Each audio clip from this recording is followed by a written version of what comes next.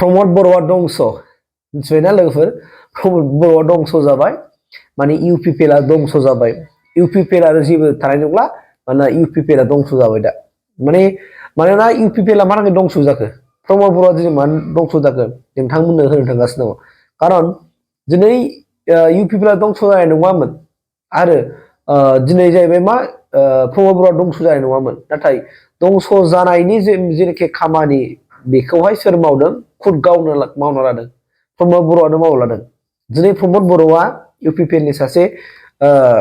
दैदेनगिरि हिसाबै एबा इउपिपिएलखौ सालाय हिसाबै बिथाङा माने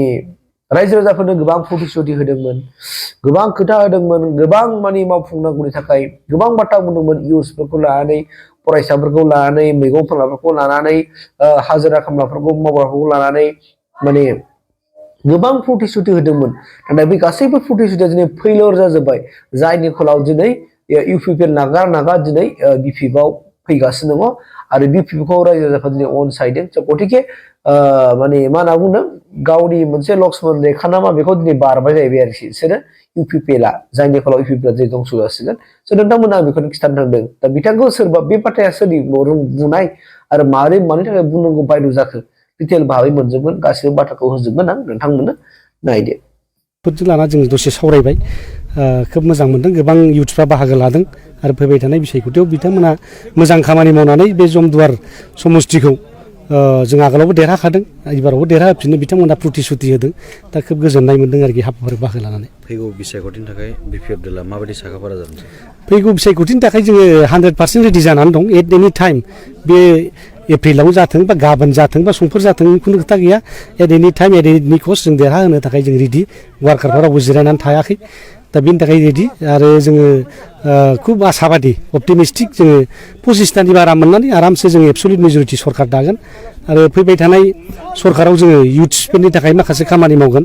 जोङो दा खोथा होदों आरो बेखौ फाइनाल खालामथ'वाखै फाइनाल खालामनायनि लामायावनो जोङो 5 बोसोराव 500 कोटि थाखा इयुथ्सफोरनि थाखाय जोङो बाजेट खालामगोन जाहाथे जों साफ्रोमबो सेल्फ एमप्लयि जानो हायो आरो एमप्लयार जानो हायो बिनि थाखाय जों खामानि मावगोन आरो वुमेन एम्पावारमेन्टनि थाखायबो जोङो खामानि मावगोन आरो सेल्फ हेल्प ग्रुपफोरनि थाखाय सेलेक्टेड सेल्फ हेल्प ग्रुप जाय सेल्फ हेल्प ग्रुपफ्रा खामानि मावथारनानै जाहाथे बिसोरबो सेल्फ एमप्लयि आरो एमप्लयार खालामनो हायो बिनि थाखाय जों बेबस्था खालामगोन जाहाथे जोंनि बिटिसि ओनसोलाव थानाय कुनु इयुथ्सफ्रा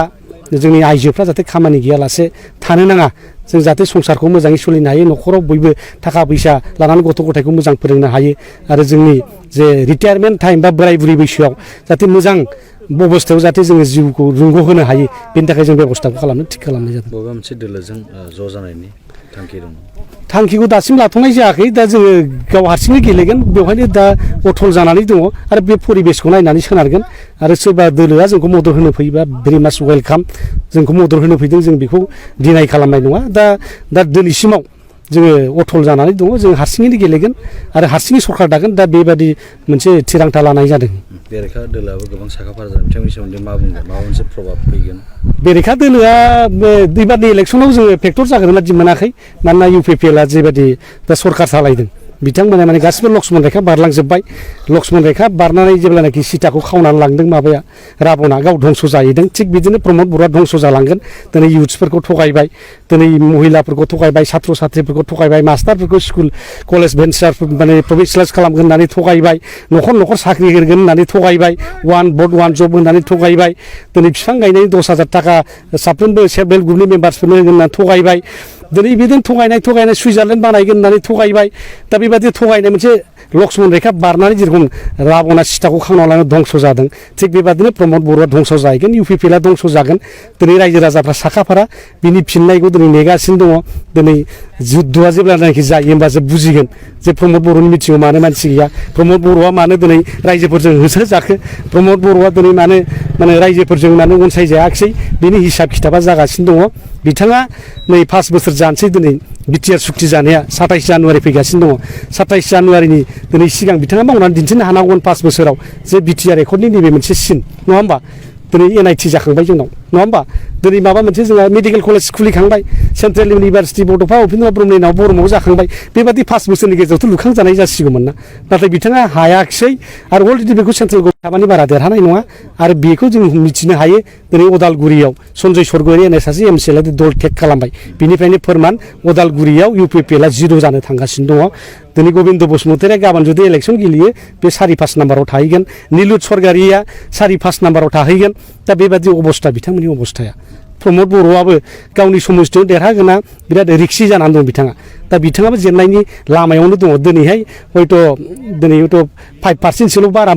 थाथ'गोन बिनि आखायाव जेब्लानाखि इलेक्सन डिक्लेयार जायो बियो आरो बिबो बुंबावगोन प्रमद बर'आ गावहानो भबिसतआ दिनै खोमसि जानानै दङ दा ओंखायनो बे राजनितिक दोलोआ दिनै जेबो मावनो हायाखिसै दा बे UPPL खौ दिनै बिदाय होनो थाखाय साफ्रोमबो रायजोआ रेडि जानानै दं आरो बेखौ लानानैनो दिनै जोङो अरियेन्टेसन प्रग्राम मटिभेसन प्रग्राम जों लागासिनो दङ भबिसतआव इयुथ्सफोरनि थाखाय जों BPFआ मोजां मावगोन बयनिबो रायजो राजानि थाखाय मोनसे इनक्लुसिभ ससाइटि जोङो मोनसे पुर्नांग मोनसे समाज दानानै मोनसे